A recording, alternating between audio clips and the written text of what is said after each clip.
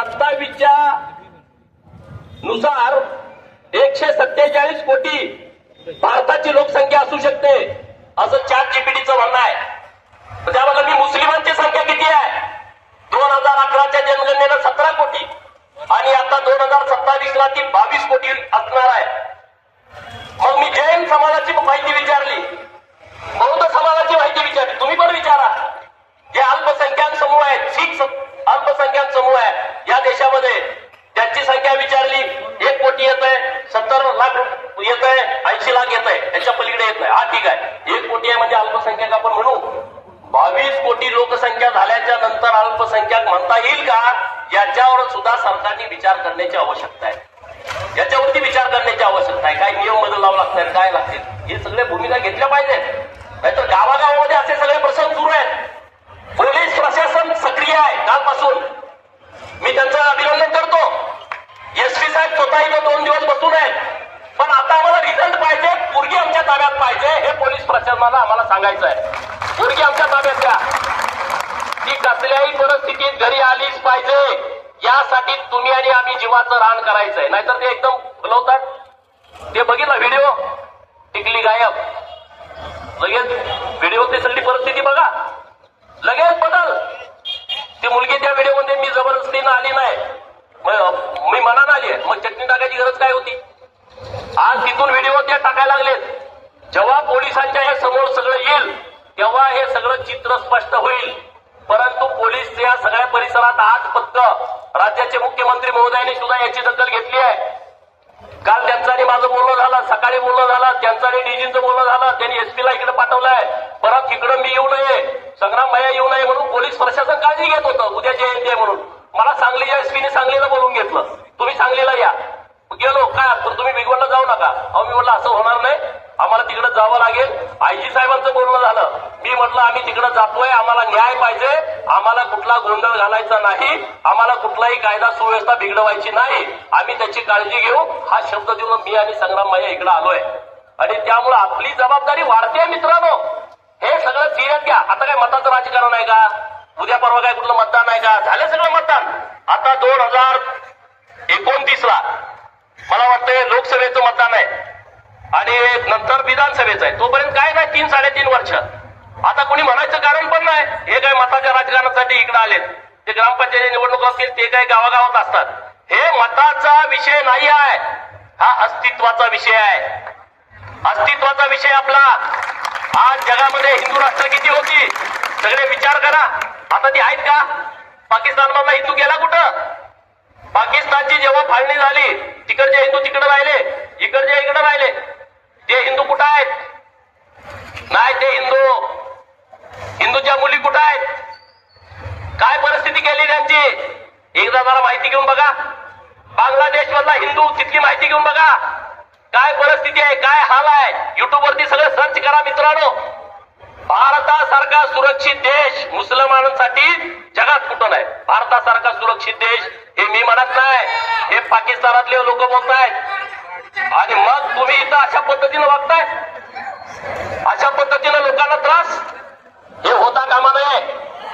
जो भारतावरती प्रेम करणारा मुस्लिम आहे त्याचा आम्ही समर्थक आहे. परंतु पाकिस्तान हरल्याच्या नंतर ह्याच्या घरी सुद्धा घेत आहे. भारत हरल्याच्या नंतर कुणी फटाकड्या उडवत आहे, त्याच्या खट्ट विरोधामध्ये आम्ही आहे. त्यांच्या विरोधामध्ये कारवाई करण्यासाठी आम्ही रस्त्यावरती येणारे कार्यकर्ते आहोत. हे घडलं पाहिजे, जागरूकता आपल्यामध्ये असली पाहिजे. आणि म्हणून हे जे प्रकरण भिगवणमध्ये घडलंय, इथल्या राजकीय पुढाऱ्यांना पण माझी विनंती आहे, मताचं राजकारण बाजूला ठेवा. आपल्या घरातली एक पोरगी गेली आहे, तिचं लग्न आहे 4 दिवसानं, तिला बाप नाही, आई आता रडती आहे, डसा माझी पोरगी माझ्या ताब्यात आणून द्या. आणि म्हणून आपण राजकारण सगळ्यांनी बाजूला ठेवून आपण या विषयामध्ये या घराच्या पाठीमागे उभं राहायचं आणि त्यांची मुलगी त्यांच्या हातात आणून द्यायची, घरात आणून द्यायची, सुरक्षित आणून द्यायची. ही जबाबदारी तुमची आणि माझी आहे, आपल्या सगळ्यांची जबाबदारी आहे. तिचं संरक्षण करणं ही आमची जबाबदारी आहे. आणि तुम्ही पोरं सगळे इतक्या ताकदीने आल्याच्या नंतर त्यांच्या आता लक्षात आलं असेल जे कुणी षडयंत्र करतायत. आणि हा जो आजर आहे, मी SP साहेबांना विनंती करतोय, आजरच्या मुसक्या आवळा तुम्ही कारवाई करा आणि हे मुलगी आमची सुरक्षित घरी आणून द्या. तुमची हत्तीवरनं मिरवणूक हा गोपीचंद पळकर आणि संग्राम मया या बिंगवर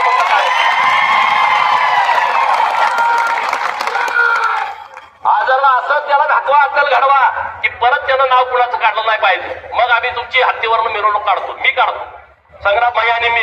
इथं हत्ती नसला तर कर्नाटकांना आणतो, परंतु मिरवणूक काढतो. बरोबर, हत्तीची संख्या कमी, सगळे हत्ती आता बाहेर गेलेत. पण काही करतो, कारण ज्या पोलीस प्रशासनानं चांगलं काम केलंय, पोलीस प्रशासनाशिवाय हे काम होऊ शकत नाही मित्रांनो. पोलीस जोपर्यंत आपल्या सोबत आहेत तोपर्यंत हे काम घडू शकतं.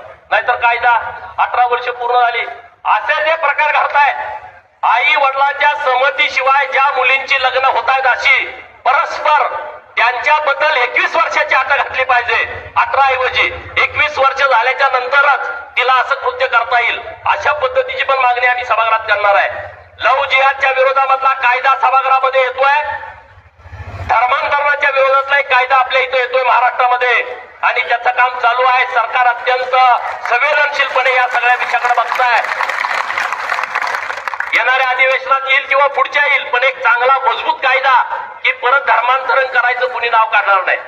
सगळे आता हे जे येतात, परवा मला एक व्यक्ती भेटला आमच्या सांगली जिल्ह्यातला भिलवडीचा, बघा किती गंभीर प्रकरण आहे.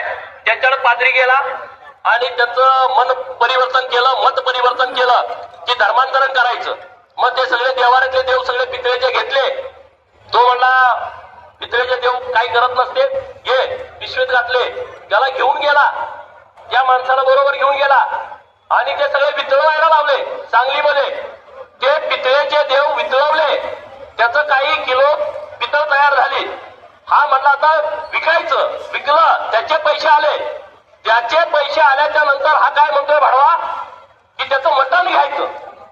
अरे तो म्हणला कसं काय होणार, नाही नाही म्हणला काही करत नाही. त्यानं परत मटण घेतलं आणि त्या लोकांना खाऊ घातलं आणि लोक मला म्हणतात की गोपीचंद पळकर असं बोलतोय. या तुम्ही समोर त्या माणसाला मी पुढे आणतो की त्यानं घरातल्या देवाऱ्यातले देव विकले, पितळवून आणि त्याचं मटण आणि त्यांना चारायला लावले सगळ्या घराला. त्या भडव्याला मारलं पाहिजे का नाही सांगा तुम्ही, काय केलं पाहिजे. आणि त्याला पाद्री केलं परत. 17 वर्ष तो पाद्री होता. परत त्याच्या लक्षात आलं ही चूक आहे, परत त्यानं तो विषय सोडला. आता परत आला आणि हिंदू धर्माच्या जागृतीचं काम तो आता माणूस करतोय. आताही सांगलीची परिस्थिती आहे, हे गावागावात चालू आहे. मोठं जिथं गाव आहे ना, 12 बलुतेदार समाजाचं, 18 पगड जातीचं, सगळ्या जातीचं, तिथं तर हे जास्त चालू आहे. मोठ्या शहरात काही कळतच नाही कोण काय करताय, कशा पद्धतीनं धर्मांतरण सुरू आहे, कशा पद्धतीनं लव जिहाद सुरू आहे, कशा पद्धतीनं लँड जिहाद सुरू आहे, फुटपाथ जिहाद. फुटपाथ वरती बघा ना कसे अतिक्रमण होत आहेत. तिथं कुणी काही करत नाही. फुटपाथ वरती सगळी दुकानं काढायची, पंक्चरचं दुकान, गॅरेज, बाकीच्या सगळ्या भानगडी, हे सगळे फुटपाथ वरती करायचं. सरकारी जागेत अतिक्रमण करायचं, तिथं काहीतरी धर्मस्थळ बांधायचं. अरे त्याला परवानगी आहे का ग्रामपंचायतची, त्याला परवानगी आहे नगरपंचायतची, नगरपालिकेची, महानगरपालिकेची. बघितलं पाहिजे ना तुम्ही, आम्ही बघितलं पाहिजे जाऊन. इथं एखादं धर्मस्थळ उभा राहिलाय तर त्याची परवानगी इथे काय, त्याला बांधकाम परवानगी आहे का, त्याला सरकारनं परवानगी दिली नसेल तर ते काम जागेवरती थांबवलं पाहिजे. ही आपली जबाबदारी आहे ना. चला चाललंय आपलं काय काम आहे असं म्हणून चालणार नाही. प्रत्येक विषयामध्ये आपण लक्ष दिलं पाहिजे. जिथं कुठं सरकारी जागेत अतिक्रमण आहे त्याच्या मागे लागलं पाहिजे. हे अतिक्रमण काढून टाका. ही सरकारची प्रॉपर्टी आहे, ही कुणाच्या बाप जाण्याची प्रॉपर्टी नाही. सरकारच्या मालमत्तेची काळजी घेणं भारताचा नागरिक म्हणून तुमची आणि माझी जबाबदारी आहे आणि ती जबाबदारी आपण पार पाडली पाहिजे. जिथं कुठं असे प्रकार आहेत ना, ते सगळे प्रकार आपण थांबवले पाहिजेत. आणि म्हणून पुणे ग्रामीण पोलिसांना माझं आव्हान आहे, विनंती आहे की तात्काळ आजच्या आज रात्रीमध्ये व्हिडिओ आलाय तर ती मुलगी कुठं आहे. लोकांच्या मध्ये आता प्रश्न तयार झाले, मुलगी ताब्यात आहे का, व्हिडिओ कुठून आला, कसा आला, त्याची सगळी उत्तरं पोलीस प्रशासनानं आम्हाला द्यावीत. मुलगी आमच्या ताब्यात आज रात्रीमध्ये कसल्याही परिस्थितीमध्ये आणून आमच्या घरपोच करावी ही पोलीस प्रशासनाला आमची मागणी आहे. नसेल तर उद्या शिवजयंती झाल्याच्या नंतर संग्राम भैयांनी सांगितल्याप्रमाणे परवा परत आम्ही इकडे येऊ. त्याच्या अगोदर पोलिसांनी काळजी करून आमचे हे सगळे जे तक्रार आहे त्याचं निवारण करावं आणि ही मुलगी आमच्या ताब्यात द्यावी. परत जर कोणी मस्ती केली याबाबत तर त्यांना डायरेक्ट झोडपून काढा. तुम्ही गप बसू नका. तुम्ही जर गप बसलं ना, ते तुम्ही आता सगळे म्हणता. आता मला महाराज म्हटले आणखी 4 मुलींचं असं सुरू आहे. आई वडिलांना सांगितलं तर आमची मुलगी तशी नाही. आई वडील म्हणताय, अरे हे सांगतात ते ऐका. सगळ्यालाच वाटतंय आमचं तसं नाही, आमचं पूर्व तसं नाही. आम्ही काय चुकीचं सांगत नाही ना. तुम्ही बघा तुम्ही आम्हाला विश्वास ठेवू नका. फेसबुक चेक करा, मित्र कोण आहेत, चॅटिंग कुणाची सुरू आहे, व्हॉट्सअप ग्रुपवरती कोण आहे, हे सगळं बघा तुम्ही. त्यांच्या मैत्रिणी कोण आहेत कॉलेजमध्ये, मित्र कोण आहेत, राहायला जिथं हॉटेल असतील तिथं कोण आहे, खानावळीमध्ये कोण आहे, कुठली खानावळ आहे, हे सगळं चेक करा. त्याशिवाय काय नाही, काही त्याचा उपयोग होत नाही. परत वेळ निघून गेली, मग हे आमचे कार्यकर्ते परत प्रयत्न करणं, बोलणं, पोलिसांना कामाला लावलं. त्याच्या अगोदर आपण सगळ्यांनी काळजी घेतली पाहिजे अशी विनंती तुम्हा सर्वांना आहे. उद्या छत्रपती शिवाजी महाराजांची जयंती आहे आणि आपण सगळे महाराजांचे मावळे आहोत. महाराजांनी सांगितलंय कुणावरती अन्याय करू नका, पण अन्याय जर कुणी केला तर तो सहन करू नका. आणि आपण अन्याय अजिबात सहन करायचं नाही, आपणही कुणावरती अन्याय करायचा नाही. एवढंच या निमित्तानं सांगतो. त्यांच्या घरच्या लोकांना मी आश्वस्त करतो की पोलीस प्रशासन, सरकार आणि आम्ही सगळेजण तुमच्या सोबत आहे. तुम्हाला कुठलीही गोष्टी अडचण येणार नाही. जिथं कुठं अडचण येईल तिथं तुम्ही आम्हाला आवाज द्या. आम्ही हजारोच्या संख्येनं तुमच्या बाजूला